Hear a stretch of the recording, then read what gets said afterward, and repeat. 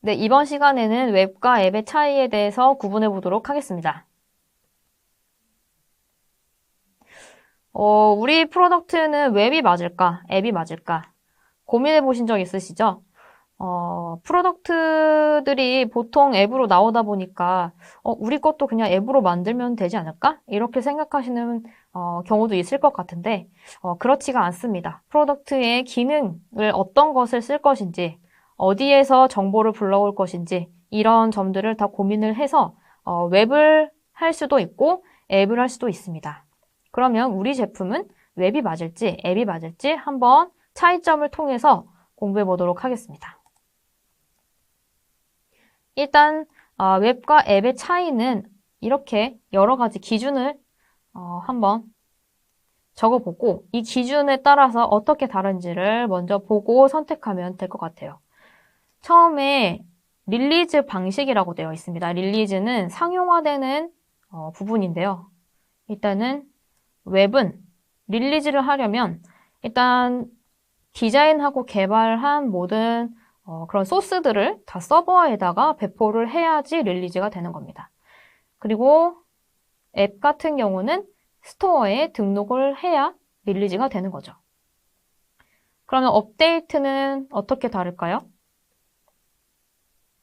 업데이트 역시 웹은 서버에 웹사이트 업데이트 패치를 하게 됩니다. 그리고 앱은 스토어에 버전 업데이트로 등록을 하게 되죠. 그러면 기능은 또 어떻게 다를까요? 웹은 브라우저와 웹에 있는 기술을 사용을 하게 되고 앱 같은 경우는 OS와 단말기에 있는 기술들을 사용을 하게 됩니다. 그러면 표출 화면은 어디일까요?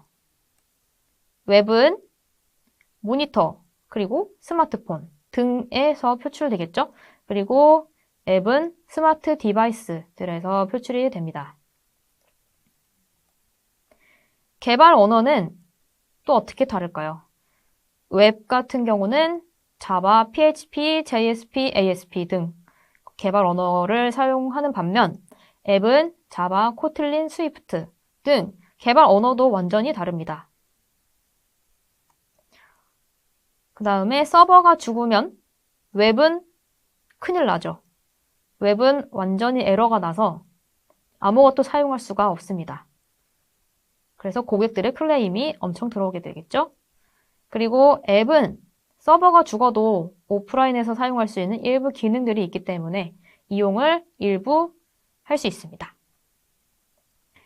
그 다음에 등록심사라는 게 있죠. 등록심사가 웹은 따로 없지만 앱 같은 경우는 스토어에 올리고 나면 애플 등은 특히 등록심사를 하고 일정 기간을 준 다음에 일정 기간이 걸리고 나서 릴리즈를 하게 됩니다. 그 다음에 다운그레이드. 다운그레이드는 이전 버전으로 보고 싶다라는 뜻인데요. 웹에서는 불가능하겠죠? 만약에 다운그레이드를 하겠다라고 했을 때는 개발자가 다시 서버에 배포를 해야 되겠죠. 이것도 좀 큰일 나는 거죠. 앱은 다운그레이드가 가능합니다. 사용자가 그 앱의 APK, 그 앱의 프로그램, 파일 자체를 사용자가 다운받아서 이전 버전으로 설치를 다시 할 수가 있습니다. 네, 이렇게 차이점을 알아봤고요. 그렇다면 무조건 웹 아니면 앱일까요? 그렇지도 않습니다. 이 각각이 가지고 있는 장점들을 섞어서 적절하게 조합을 해서 사용을 하게 되는데요. 크게 네 가지로 나눌 수가 있습니다. 첫 번째는 모바일 웹입니다. 모바일 웹은 모바일 사이즈의 웹이라고 보시면 될 것 같아요.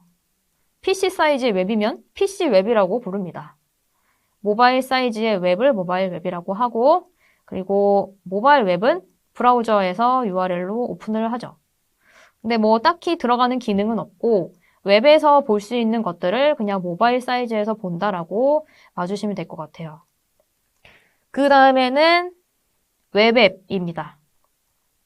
웹앱도 마찬가지로 브라우저에서 URL로 치고 들어가는데, 이거는 딱 들어갔을 때, 이게 웹인가? 앱인가? 이거를 잘 구분이 안 될 정도로 잘 만들어 놨어요.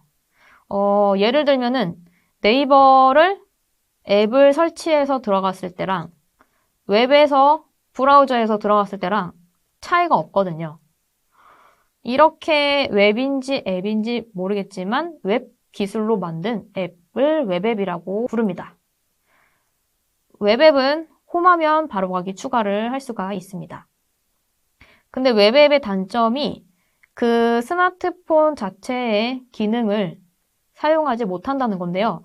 그 스마트폰의 기능이라고 하면 카메라, 그리고 마이크, 센서, 그 다음에 내부 저장소, 아니면 주소록과 연락처 이런 부분들을 사용을 할 수가 없다는 점이 단점입니다. 그 다음은 하이브리드 앱인데요. 이거는 겉에 껍데기라고 해야 되나요? 겉에 있는 틀은 앱인데 그 안에 웹을 넣은 거예요. 그 앱 껍데기 안에 웹을 넣은 건데 그거를 웹뷰라고 부릅니다. 그리고 하이브리드 앱 같은 경우는 브라우저를 쳐서 들어가는 게 아니라 앱스토어에서 설치를 합니다. 왜냐면은 그 겉에가 앱이고 안에 들어있는 것만 웹이니까 네, 앱스토어에서 설치하고 그리고 버전 업데이트도 가능합니다. 근데 이거 같은 경우는 문제가 이제 디자인할 때 문제인데요. 디자인할 때 앱 상의 서비스 기능을 고도화하겠다라고 해서 앱의 디자인을 변경을 했는데 웹 같은 경우가 안에 들어가 있으면 디자이너는 그 앱도 디자인을 해야 되고 안에 들어가 있는 웹뷰도 디자인을 해야 되는데 이게 앱 관련된 개발 부서가 다르고 웹 관련된 개발 부서가 또 달라요. 그래서 그 두 부서가 일정을 맞추지 못하면 웹을 디자인해서 넘겼는데도 불구하고 앱만 업그레이드가 되는 거예요. 업데이트가. 그러면 디자인이 달라지겠죠. 앱 디자인이 다르고 안에 들어가는 웹뷰 디자인은 예전 버전이고 이렇게 되는 경우가 있어서 이 점을 좀 주의해서 만약에 하이브리드 앱으로 만들겠다라고 했을 때는 그 점을 좀 주의해야 합니다. 그리고 마지막으로 네이티브 앱입니다. 이거는 안에 웹뷰가 들어가지도 않고 그냥 순수 앱입니다. 그래서 앱스토어에서 설치를 하고요. 버전 업데이트도 가능합니다. 그래서 왼쪽에서 오른쪽으로 갈수록 더 앱에 가깝다. 왼쪽은 웹, 오른쪽은 앱. 그리고 중간에 겉이 웹이냐, 겉이 앱이냐, 이렇게 구분이 됩니다. 그래서 속도나 성능을 보면은 네이티브 앱 쪽이 더 빠르다고 할 수 있습니다. 물론 이거는 최적화를 얼마나 잘 하느냐에 달려 있겠지만 그래도 네이티브 앱 쪽이 더 빠르다고 보시면 될 것 같아요. 그리고 가장 문제되는 점이 아마 이 부분일 것 같아요. 개발 공수, 개발 비용. 이 네이티브 앱 쪽이 더 개발 공수가 크다고 합니다. 그리고 하이브리드 앱 같은 경우는 디자이너가 가장 좀 일을 많이 할 것 같아요. 웹도 계속 관리를 해줘야 되고 앱도 계속 고도화를 해줘야 되니까 계속 이 일정이 짝짝이로 진행되지 않도록 굉장히 주의해야 하는 앱이 바로 하이브리드 앱입니다. 네, 이렇게 네 가지의 플랫폼을 한번 비교를 해보았습니다. 네, 그래서 플랫폼을 선택하는 기준은 프로덕트의 목적과 기능에 따라서 상당히 달라질 것 같아요. 예를 들어서 기기 자체의 기능을 쓸 필요가 없다고 하면 굳이 앱으로 만들 필요도 없겠지만 또 그럼에도 불구하고 우리는 스토어에 이 프로덕트가 꼭 앱으로 있어야만 합니다라고 했을 때는 또 앱으로 만들어야겠죠. 그러면 어떤 특성들이 있는지, 어떤 목적들이 있는지를 먼저 고려해야 하는데 그런 부분은 어떤 게 있을지 한번 살펴보겠습니다.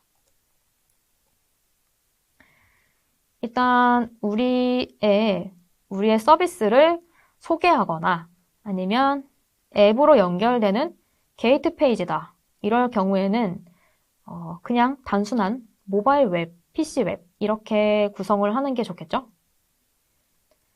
그 다음에 카메라나 마이크, 센서, 주소록, 내부 저장소 등을 이용을 해야 한다면 네이티브 앱이나 하이브리드 앱으로 써야겠죠. 겉으로 감싸고 있는 것들이 앱인 것들로 선택을 하시면 좋을 것 같아요. 이 부분도 마찬가지죠. 사용자에게 푸시 알림을 보내줘야 한다면 이것도 마찬가지로 네이티브 앱 또는 하이브리드 앱을 사용하시면 좋을 것 같아요. 그리고 많은 양의 컨텐츠가 계속해서 생성된다면 이 부분은 당연히 서버에서 불러오겠죠?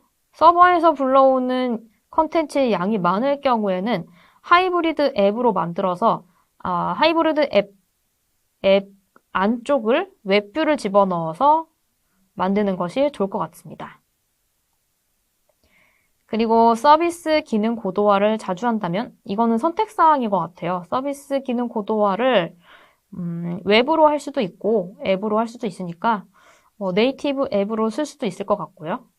웹앱으로 쓸 수도 있을 것 같아요.